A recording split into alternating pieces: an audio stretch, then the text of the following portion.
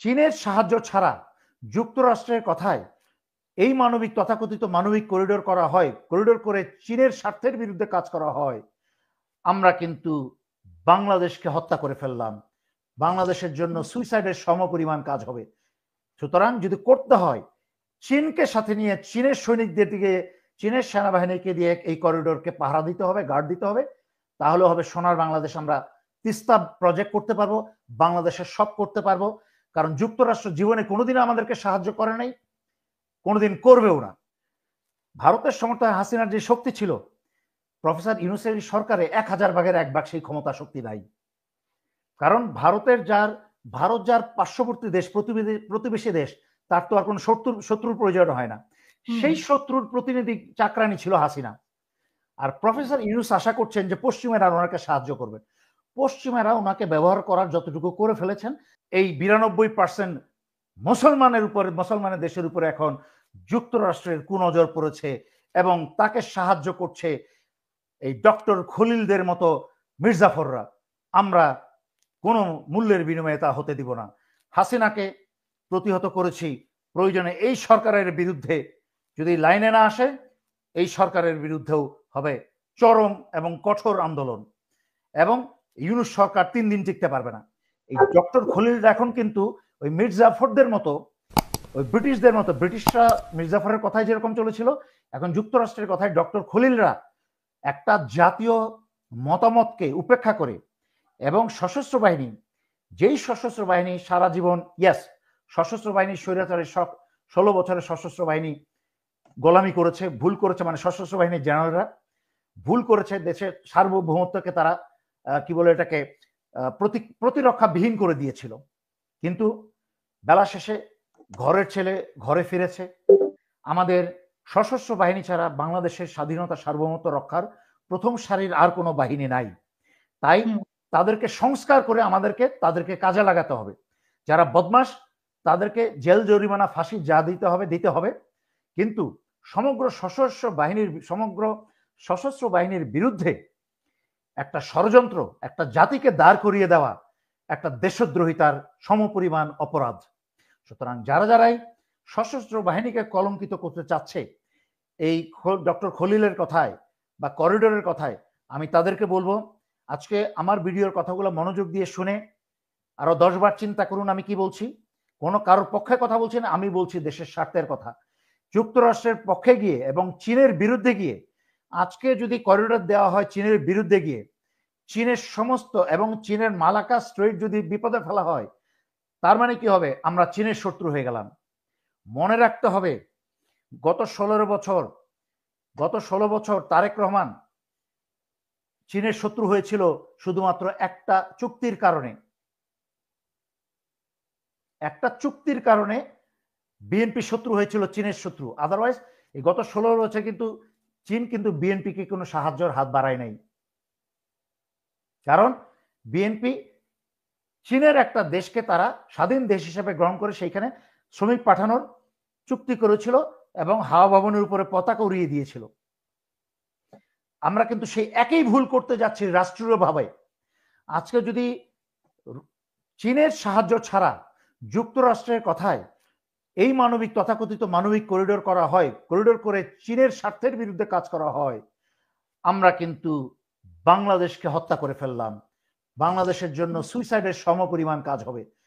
সুতরাং যদি করতে হয় চীনকে সাথে নিয়ে চীনের সৈনিকদের দিকে, চীনের সেনাবাহিনীকে দিয়ে এই করিডোরকে পাহারা দিতে হবে, গার্ড দিতে হবে, তাহলে হবে সোনার বাংলাদেশ। আমরা তিস্তা প্রজেক্ট করতে পারবো, বাংলাদেশের সব করতে পারবো। কারণ যুক্তরাষ্ট্র জীবনে কোনোদিন আমাদেরকে সাহায্য করে নাই, কোনোদিন করবেও না। যুক্তরাষ্ট্রের এখন হচ্ছে সূর্য অস্ত যাচ্ছে, তাদের সেই শক্তিশালী দিন শেষ। এই যে বাংলাদেশকেও কিন্তু ট্যারিফ দিতে, বাংলাদেশের মতো এত বিপদে পড়া দেশ 16 বছরে স্বৈরাচারী শেখ হাসিনার, সেই দেশের অর্থনীতির উপরে বা কি বলে রপ্তানি আমদানির উপরে যুক্তরাষ্ট্র ট্যারিফ প্রয়োগ করতে কি একটু মাত্র মায়া দয়া করেছে? করে নাই। তাহলে আমাদের তাদের প্রতি কেন মায়া দয়া থাকবে? এখন আসেন, পতনের আগে যেহেতু সারা পৃথিবীর থেকে বিচ্ছিন্ন হয়ে যাচ্ছে, যুক্তরাষ্ট্র এখন যাচ্ছে মিডল ইস্টে।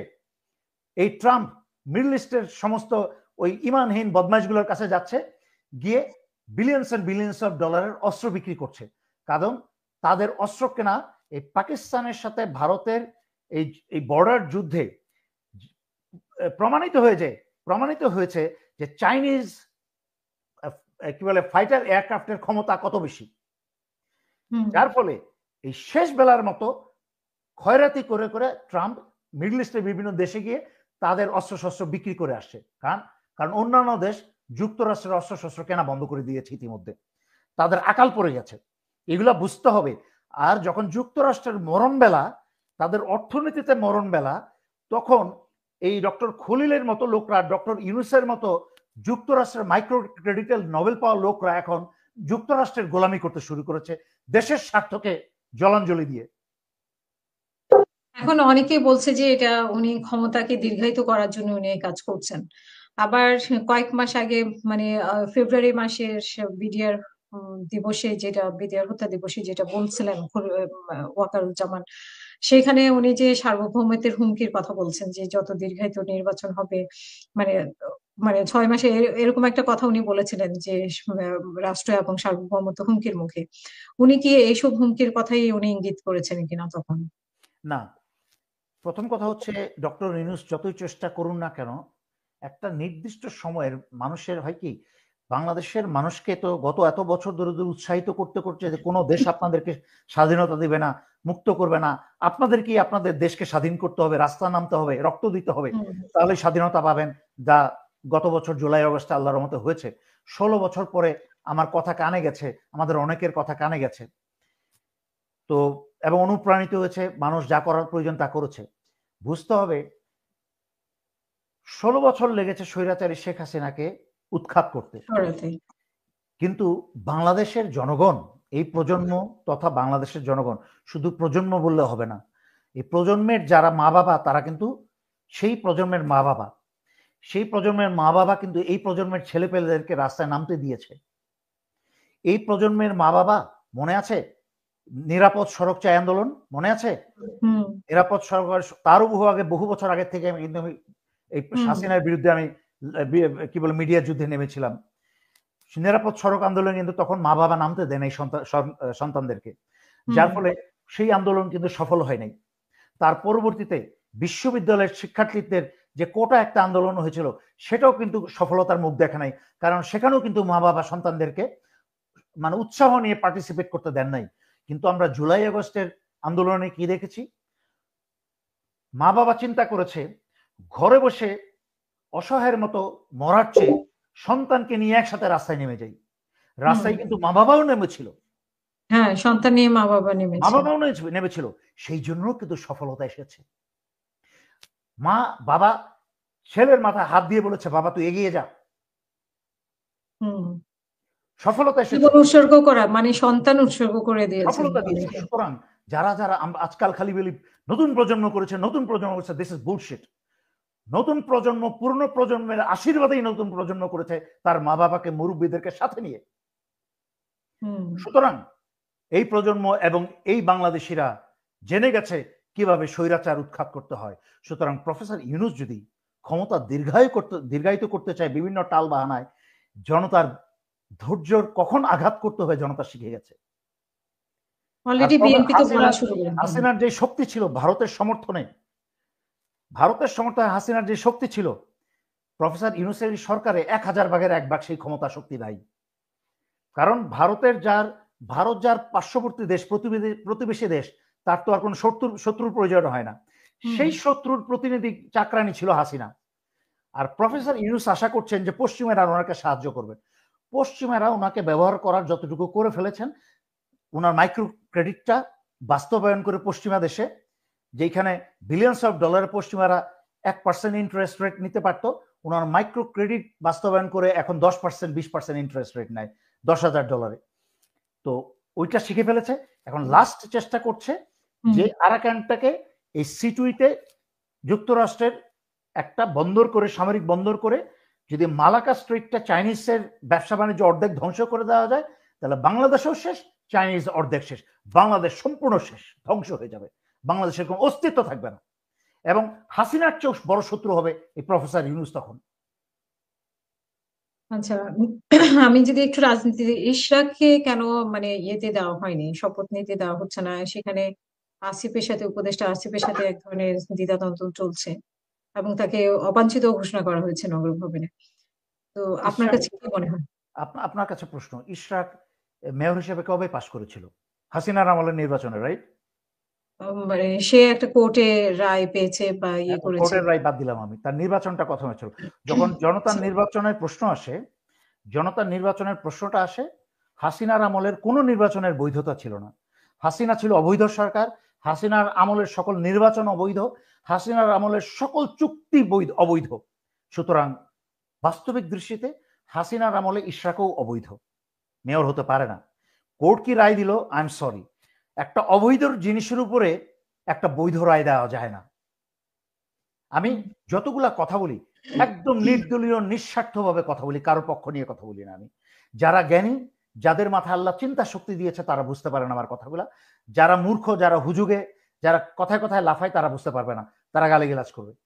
বাট যদি ইশরাককে যদি মেয়রের বৈধতার রায় দেওয়া যায়, তাহলে ওই যে বগুড়ার একটা ছেলে আছে না, কি যেন নামটা, বিভিন্ন ফান টান, বিভিন্ন নাটক ফাটক এক সময় মানুষ, হিরো আলম। আচ্ছা, হিরো আলম।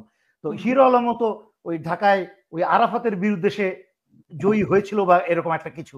হ্যাঁ, ইশাকের আউট হওয়ার পরে হিরো আলম সুতরাং তাকে করেছে। কেন কোর্টের বৈধতা দিয়ে তাকে কেন উপদেষ্টা হিসেবে বসিয়ে দেওয়া হয় না? কারণ সেই সময় তো এমপি ইলেকশনে সে পাশ করেছিল। হুম। সুতরাং এইসব কথা বলতে গেলে অনেক কথাই বলতে হয়। হাসিনার 16 বছরের আমল সবকিছু অবৈধ, সেখানে ইশরাকও অবৈধ। ওই তার ইশরাক অবৈধ না, ইশরাকের সেই মেয়র হিসাবে পাশ করাটা অবৈধ। সুতরাং অবৈধ একটা ফলাফলের উপর ভিত্তি করে কোর্ট একটা বৈধ রায় দিতে পারে না। ইশাকে লোকেরা তালা মেরে দিয়েছে, তারপরে কি আরে আজকে অনেক ঘটনাই ঘটেছে এটা নিয়ে। ইমরান আহমেদ, আপনার প্রশ্ন মতামত প্লিজ 1 মিনিটে শেষ করবেন। আসসালামু আলাইকুম আপা, আপনাকে ধন্যবাদ এবং দেলোয়ার স্যারকে সালাম। আসসালামু আলাইকুম। ওয়ালাইকুম সালাম। আমার প্রশ্ন হচ্ছে গিয়া, শেখ হাসিনা ভারতের দালালি করতে করতে আমাদের দেশটার একটা গৃহযুদ্ধের দিকে নিয়ে আসছিল। আমরা সবাই ওর কাছে বন্দী ছিলাম, ওরা আমরা উৎখাত করেছি। এখন ডক্টর ইউনূস স্যার পশ্চিমাদের সাথে মিশে আমাদের দেশটা কি ফিলিস্তিন বানাইতে চাইছেন নাকি উনি? আমরা এটা বুঝতে পারতেছি না। গুড অনেক কোয়েশ্চেন, আমি তো এটা ধন্যবাদ। নিয়ে এতক্ষণ ব্যাখ্যা করলাম। হুম, সুন্দর এটা নিয়ে আপনার, এতক্ষণ করেছে শুরুতে। এটা কিন্তু আমি সবসময় জনতার পক্ষে কথা বলি। আমি যতদিন প্রয়োজন প্রফেসর ইউনূসের যেই কাজ ভালো সেটার প্রশংসা করেছি, তাদের পাশে দাঁড়িয়েছি। কিন্তু যখন যেই কাজটা ভুল করছে আমি তার বিরুদ্ধে দাঁড়াচ্ছি। কারণ আপনার কথা ঠিক, আমরা বাংলাদেশের মাটিকে আমরা ফিলিস্তিনের মাটি হতে দিব না। তাও ফিলিস্তিনিদের সাথে আমাদের পার্থক্য বিশাল। ফিলিস্তিনিদের রাস্তা খুলে দিয়ে অন্য দেশে চলে যাওয়ার রাস্তা করে দিলেও তারা যেতে চায় না। তাদের ইমানের সাথে অন্য কোনো দেশের মুসলমানদের ইমানের তুলনা করা যাবে না। তারা জেরুজালেমকে ফিরে যেতে চায়, তারা পুরো প্যালেস্টাইন ফিরে পেতে চায়। তারা আমরণ সেই যুদ্ধ করেছে এবং করে যাবে। কিন্তু আমাদের প্রশ্ন যখন আসে, আমাদের মাটিকে ব্যবহার করে যেই পশ্চিমারা মুসলমানদের রক্তের বন্যা বয়ে দিয়েছে, মিলিয়ন্স অফ মুসলিম হত্যা করেছে গত 50 বছরে, এই যুক্তরাষ্ট্র দ্বিতীয় বিশ্বযুদ্ধ থেকে মিলিয়ন্স অফ মুসলিম হত্যা করেছে বিভিন্ন দেশে। ইরাক, প্যালেস্টাইন আছে সবার প্রথমে, ইরাক কোথায় নাই, সিরিয়া কোথায় নাই, পশ্চিমারা সমস্ত মুসলিম দেশগুলোকে ধ্বংস করে দিয়েছে। বাংলাদেশের এই 92% মুসলমানের দেশের উপরে এখন যুক্তরাষ্ট্রের কুনজর পড়েছে এবং তাকে সাহায্য করছে এই ডক্টর খলিলদের মতো মির্জাফররা। আমরা কোনো মূল্যের বিনিময়ে তা হতে দিব না। হাসিনাকে প্রতিহত করেছি, প্রয়োজনে এই সরকারের বিরুদ্ধে যদি লাইনে না আসে, এই সরকারের বিরুদ্ধেও হবে চরম এবং কঠোর আন্দোলন। এবং ইউনূস সরকার 3 দিন টিকতে পারবে না, কারণ ইউনূস সরকারের কোনো অবকাঠামো নাই।